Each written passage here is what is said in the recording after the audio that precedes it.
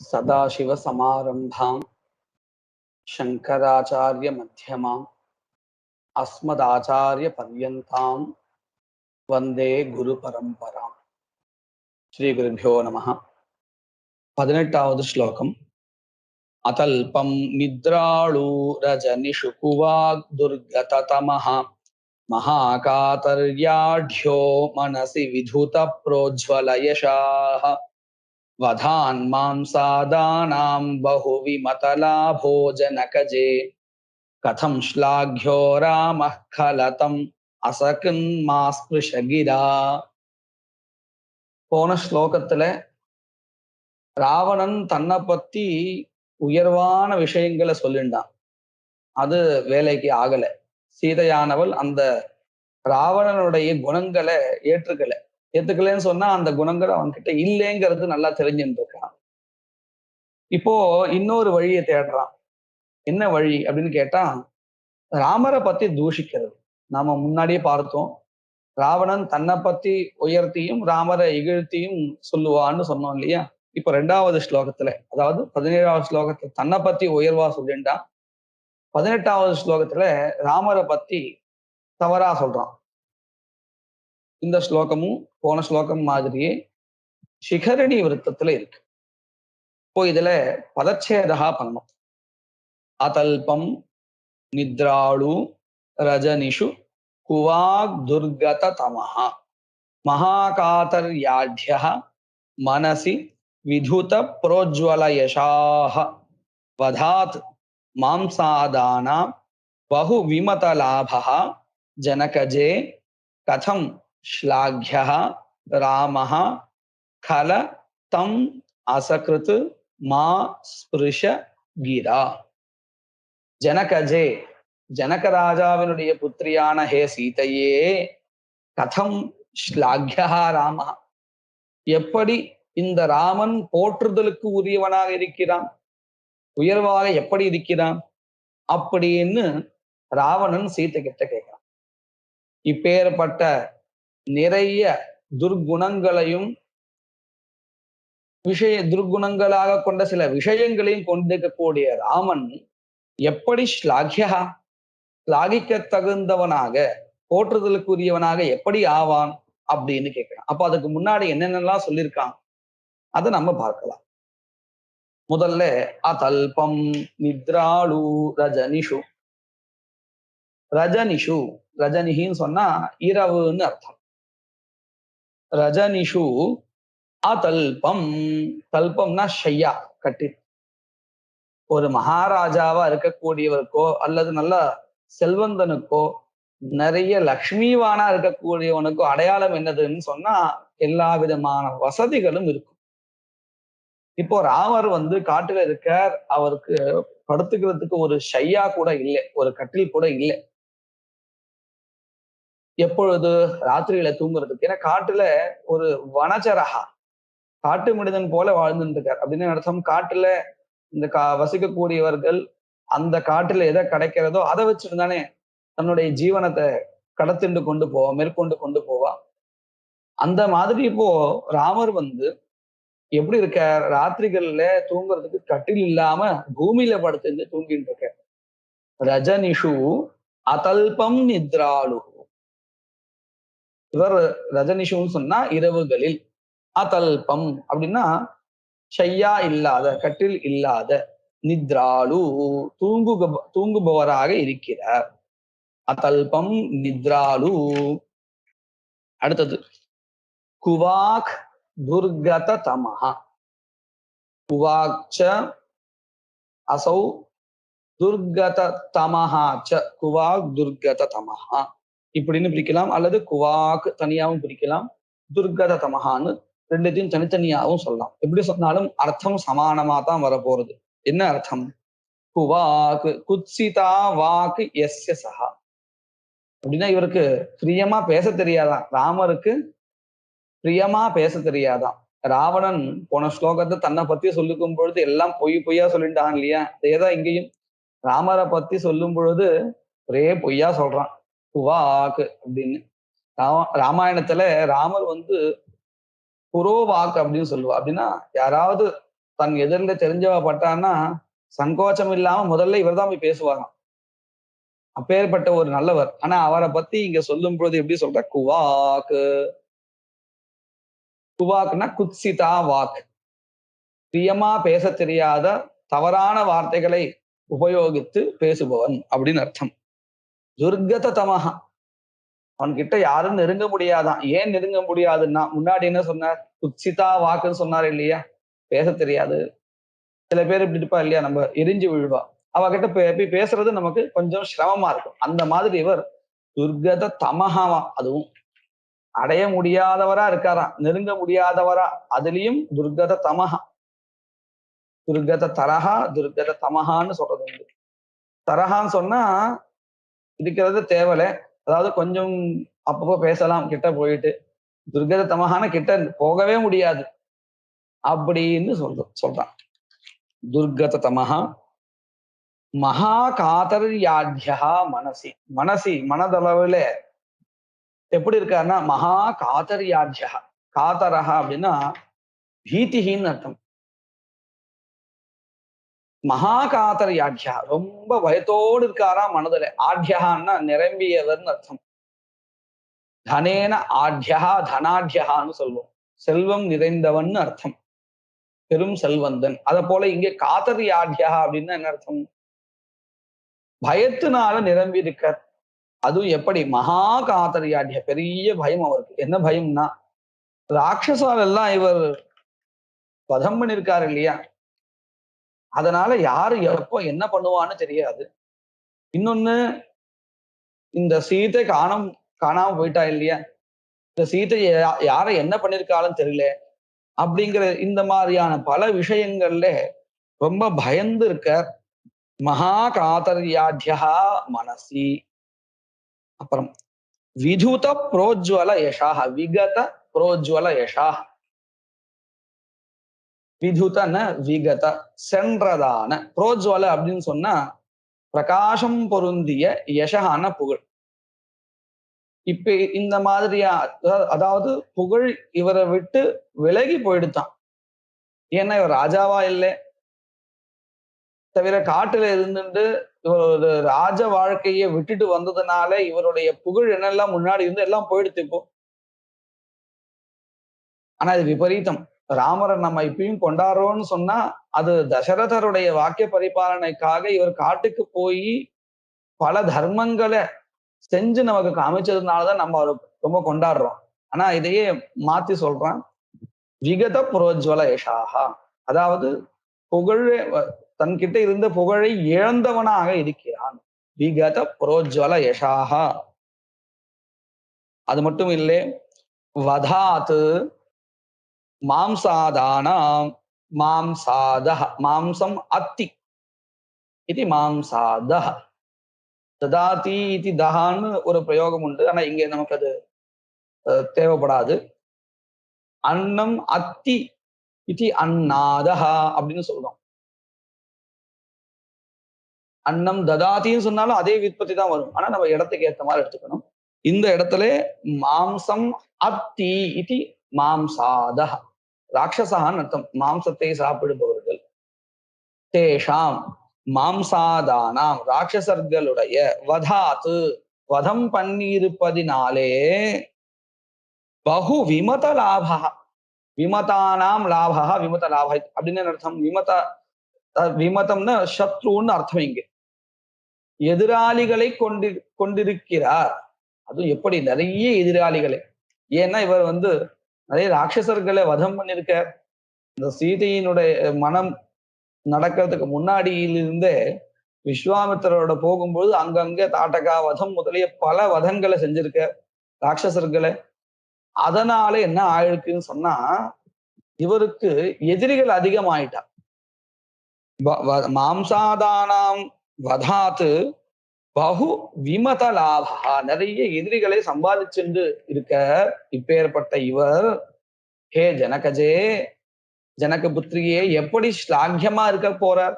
கதம் ஸ்லாக்கியா ராமா, இப்பேற்பட்ட ராமன் அப்படின்னு 3 பாதம் வரையில.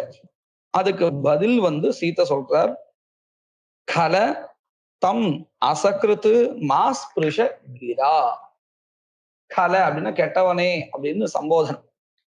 ஹே போக்கிரியே, தம் அந்த ராமரை, அசகிருத்து மறுபடியும் மறுபடியும், மாஸ்பிருஷ கிரா உன் வாயால, கிரான்னா சொல்லால், உன்னுடைய சொல்லால், மாஸ்பிருஷ தொடாது அப்படின்னு அர்த்தம். உன் வாயில அவர் பேர் வர வேண்டாம்.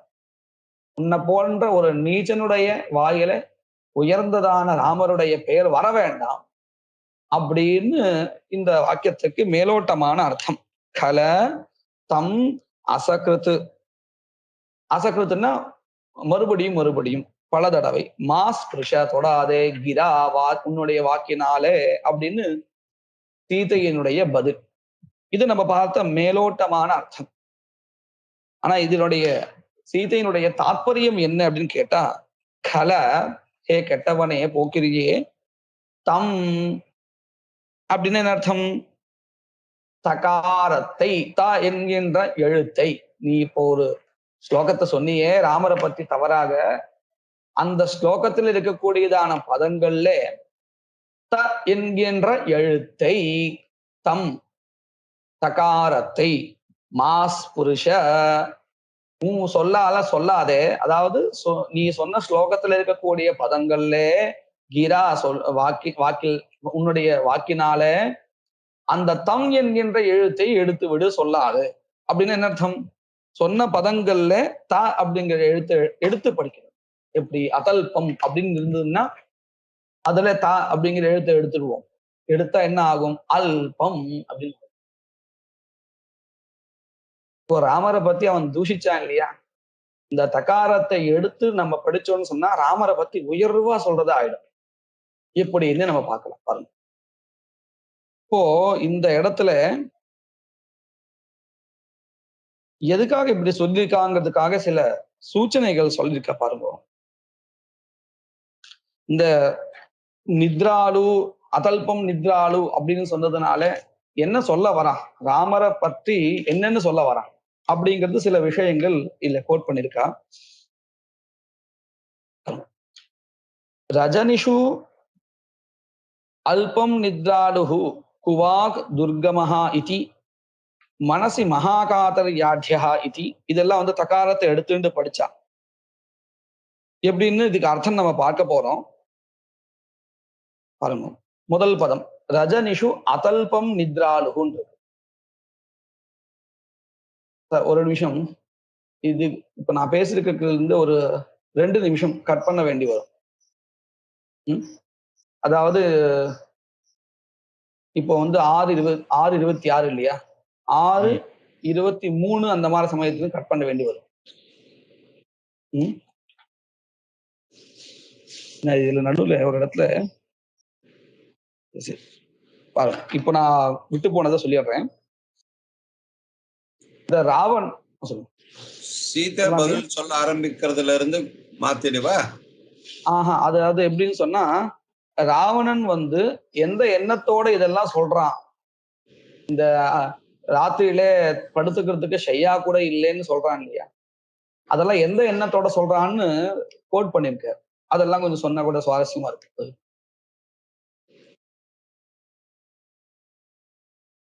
இந்த இடத்துல நாம வந்து அந்த தகாரத்தை எடுத்துட்டு படிச்சா என்ன பதங்கள்லாம் வருதுன்னு பார்க்கணும்.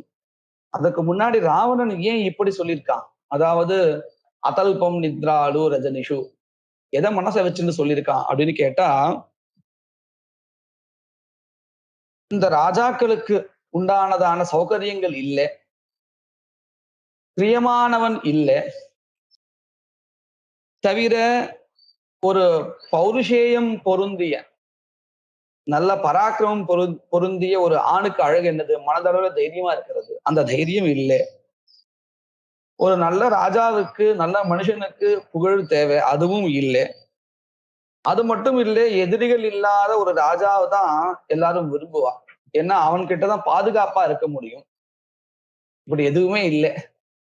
ஒரு நல்ல ராஜாவுக்கோ இல்ல நல்ல ஆண் மகனுக்கோ பொருந்திய எந்த ஒரு குணங்களும் இல்லை. அதனாலதான் ராமஹா நஷ்லாக்யா அப்படின்னு சொன்னான் இல்லையா. இப்போ அதுக்குண்டான பதில் சீதை சொன்னதுல இருந்து நாம என்ன பண்ணணும்னு கேட்டா, ஒவ்வொரு பதத்திலையும் த அப்படிங்கிற எழுத்தை எடுத்துட்டு படிக்கணும். பாருங்க, எடுத்துட்டா என்னென்ன வரும்? ரஜனிஷு அல்பம் நித்ராலுஹு. அதல்பம்னு இருந்தது, அதை தாவ எடுத்தால் அல்பம் நித்ராலுஹு. குவாக் துர்கத தமஹான்னு இருந்தது, அதுல தகாரங்கள் எல்லாம் எடுத்துட்டோம்னா என்ன ஆயிடும்? குவாக் துர்கமஹா. மனசி மகாகாத்தர்யாத்யான்னு இருந்தது, அதுல த அப்படிங்கிற எழுத்து எழுத்தா என்ன ஆயிடும்? மனசி மகாகார்யாத்யா. விதுத புரோஜ்வல யசான்னு இருந்தது, இப்போ அந்த தகாரத்தை எடுத்துட்டா என்ன ஆயிடும்? விது புரோஜ்வல யசாஹ அப்படின்னு ஆயிடும்.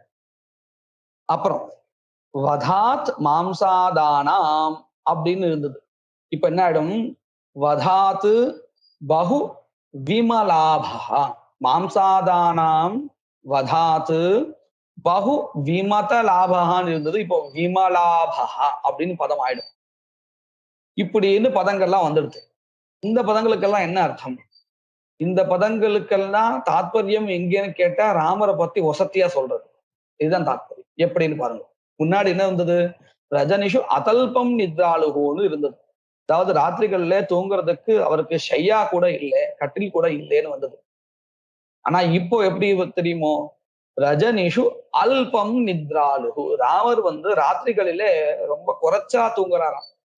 இது ஒரு ஆரோக்கியத்தினுடைய அடையாளம், ராஜாவிற்கு உண்டான ஒரு வாழ்க்கை முறை.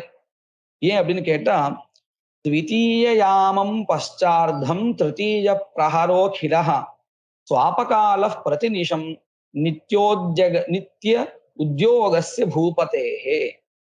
பிரதிதினம் இந்த ராஜாவிற்குடைய வாழ்க்கை முறையிலே 2வது யாமம் 3வது யாமத்தினுடைய முழுக்க இப்படின்னு அந்த தூக்கத்துக்குண்டான காலம் சொல்லப்பட்டிருக்கு.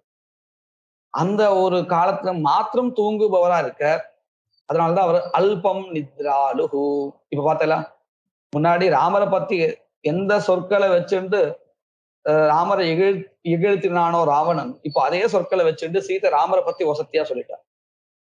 இன்னொன்னு, சீதை இல்லாத சமயத்துல ராமருக்கு எப்படி தூக்கம் வரும் இல்லையா? அதனாலையும் அல்பம் நித்ராலுஹு. அடுத்தது குவாக் துர்கமஹா, குவாச்சாம் துர்கமஹான்னு அதை பதச்சேதம் பண்ணிக்கணும். அப்படின்னு என்ன அர்த்தம்?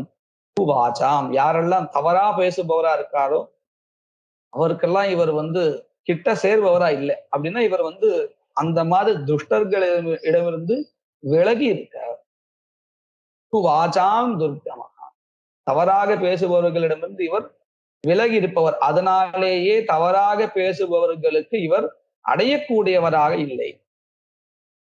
அப்படிங்கிறது என்ன அடுத்து? குவா துர்கமஹா. மனசி மகா காரியாட்யா, மகா காத்தரியாட்யான்னு சொன்னா, அதுல தாவ எடுத்துட்டோம்னு சொன்னா மகா காரியாட்யா அப்படின்னு அர்த்தம்.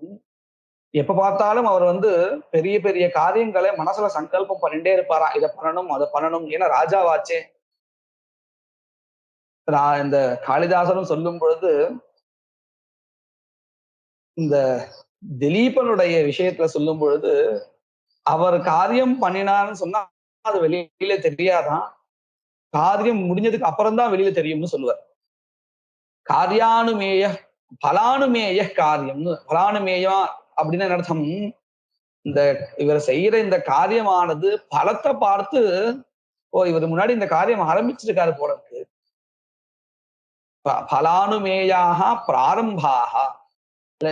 இப்போ இந்த காலத்துல எப்படி இருக்கு? ஒரு காரியம் ஆரம்பிக்கும் பொழுது ரொம்ப பெருசா ஆரம்பிக்கிறார், விழா எல்லாம் கொண்டாடி இந்த மாதிரி ஒரு பிரிட்ஜ் கட்ட போறா அத அப்படின்னு சொல்றா இல்லையா?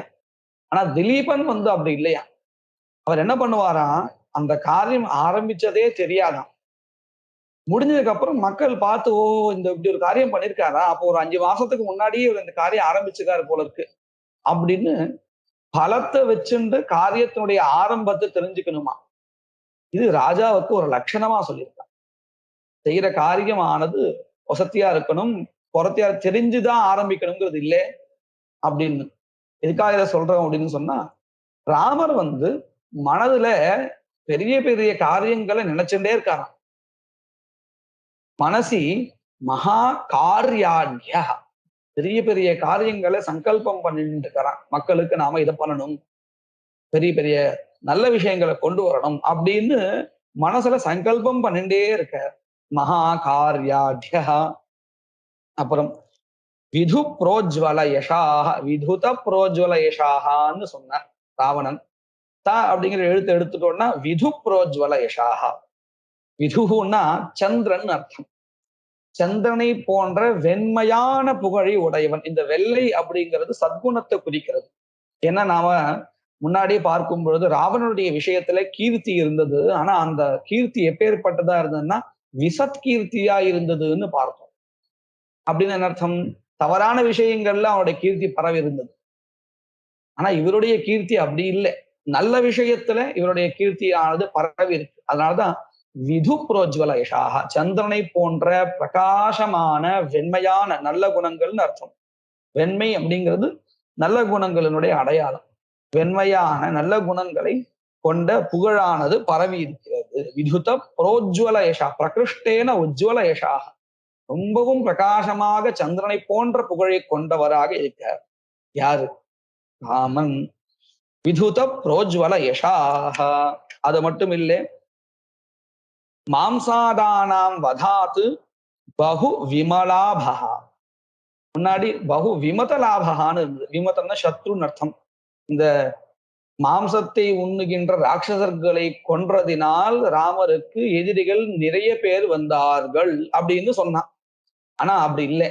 ஏன்னா மாம்சாதானாம் வதாத்து, ராட்சசர்களை கொன்பதினால், அதாவது மாம்சத்தை உண்ணுகின்ற ராட்சசர்களை கொன்றதினால் இவருக்கு என்ன ஆயிடுத்து அப்படின்னு கேட்டா பகு விமலாபா, அதாவது பிரகாசம் நிறைய ஆயிடுச்சு.